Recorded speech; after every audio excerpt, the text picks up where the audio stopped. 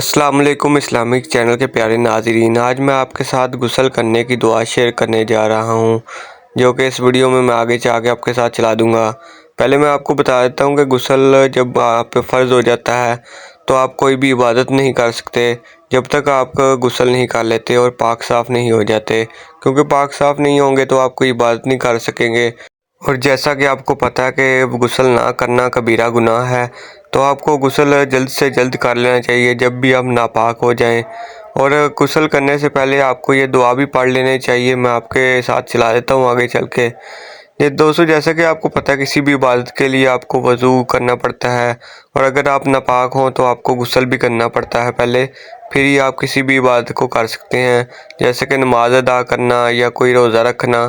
اس میں آپ کا غسل لازم ہو جاتا ہے اور آپ پر فرض ہو جاتا ہے، تاکہ آپ پاک صاف رہیں اور اللہ کی عبادت کرنے سے پہلے آپ نجاست سے کسی بھی قسم کی پاک صاف ہو جائیں۔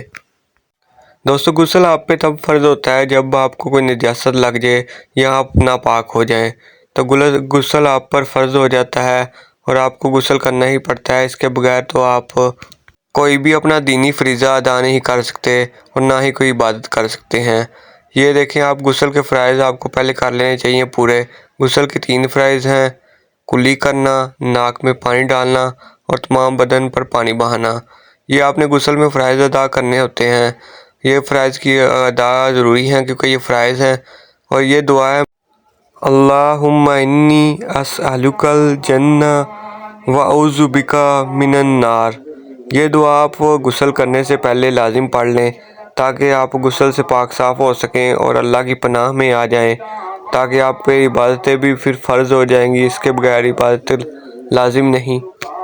دوستو، ویڈیو اچھی لگی ہو ویڈیو کو لائک کر دیں اور چینل کو سبسکرائب کر دیں، تاکہ میں آپ کے لیے ایسی ہی اسلامی کی ویڈیوز لاتا رہوں۔ مجھے دیجیے اجازت، آپ کا بہت شکریہ۔